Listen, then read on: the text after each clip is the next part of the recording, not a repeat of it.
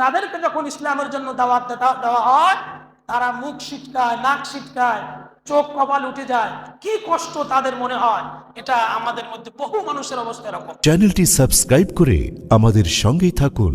أولئك الذين اشتروا الضلالة بالهدى والعذاب بالمغفرة। উলাইকা, ওই সকল লোক যারা আল্লাহ তাআলার বিধান মতো চলে না, বিধানের কথাগুলো মানুষকে শোনায় না, এবং নিজেরা আলেম কিন্তু মানুষদেরকে বুঝায় না, নিজেও মানে না। আল্লাহ তাআলা তাদের সম্পর্কে বলেছেন, ওরা ওই সকল লোক যারা হেদায়েতের বিনিময় পথভ্রষ্টাকে যারা ক্রয় করেছে, কিনেছে।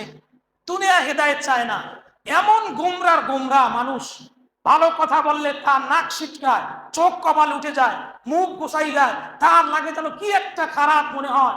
অথচ আল্লাহ তাআলা এদের সম্পর্কে কত কঠিন কথা বলেছেন। যাদের আকৃতি মানুষ, চেহারায় মানুষ, সুরতে মানুষ, কিন্তু তার চরিত্রে, তার কর্মে, তার কাজে, তার ব্যবসায় বাণিজ্য কোনো মানুষত্ব তার মধ্যে নেই। কিন্তু তাদেরকে যখন ইসলামের জন্য দাওয়াত দেওয়া হয়, তারা মুখ সিটকায়, নাক সিটকায়, চোখ কপাল উঠে যায়, কি কষ্ট তাদের মনে হয়। এটা আমাদের মধ্যে বহু মানুষের অবস্থা এরকম।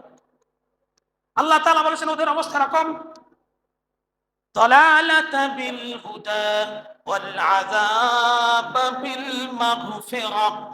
তারা হেদায়েতের বিনিময়ে পথভ্রষ্টাকে গ্রহণ করেছে, ক্রয় করে নিয়েছে। ওয়াল আযাব বিল মাগফিরা, এরা দুনিয়ায় ক্ষমা পাওয়ার কথা ছিল, কিন্তু ক্ষমার বিনিময়ে তারা শাস্তিকে গ্রহণ করেছে। দুনিয়ায় ক্ষমা পাওয়া যায় কিসে, এটা জানা আছে আমাদের, অথবা জানিও না অনেকে।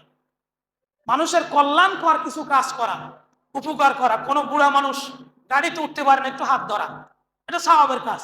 রাস্তায় কাটা পড়ে আছে, উঠিয়ে ফেলে দেওয়া, রাস্তা থেকে সরিয়ে ফেলা, ময়লা ফেলে আছে, কলার ছোলা পড়ে আছে, সরানো, এগুলো কল্যাণ কাজ। এটা ইমানি দায়িত্ব। এই কারণে আল্লাহ তাআলা বুঝাচ্ছেন, যারা আল্লাহ তাআলার হেদায়েত গ্রহণ করে না, আল্লাহর কিতাব বুঝতে চায় না, এরা ক্ষমার বিনিময়ে আযাবকে কিনেছে, ক্ষমার পরিবর্তে শাস্তিকে গ্রহণ করেছে। এরা আল্লাহর ক্ষমা চায় না। ঠিক যুগে যুগে যারা জুলুম করছে দেখবেন, এরা আল্লাহর ক্ষমা চায় না। এরা দুনিয়ায় মারো দারো খাও, যতদিন বাঁচা যায়। আল্লাহ তাআলা এদের কঠিন ভাবে পাকড়াও করবেন। কিভাবে পাকড়াও করবেন জানা আছে? এদের ঠ্যাং তুলবেন উপরে, মাথা রাখবেন নিচে, নাক এবং কপাল মাটির সাথে মিশিয়ে এভাবে ফেরেশতাদেরকে বলবেন টানো, টানতে টানতে জাহান্নামে নিয়ে যাও। জাহান্নাম পর্যন্ত যাওয়ার পরে লাথি মেরে ফেরেশতারা জাহান্নামে ফেলে দিবেন। জাহান্নামে ফালানোর পরে, এটা তাফসীর, ফালানোর পরে জাহান্নামের ঢাকনা আছে, আল্লাহ তাআলা এই ঢাকনা দিয়ে রেখে দিবেন। তাহলে পরিস্থিতি কি রকম অবস্থা হবে। এই জন্য দুনিয়ার জুলুম আমরা যেন কারো প্রতি কেউ জুলুম না করি, অবিচার না করি, অন্যায় না করি। সে হিন্দু হোক, প্রতিবেশী, সে আমার ভাই, সে যেই হোক আমার ভাই, সে শত্রু, তাকে ভাই তো বুঝতে হবে। কারো ক্ষতি কেউ করতে পারে না, প্রত্যেকের অধিকার ফিরিয়ে দিতে হবে, এটা আল্লাহ বলেছেন। চ্যানেলটি সাবস্ক্রাইব করে আমাদের সঙ্গেই থাকুন।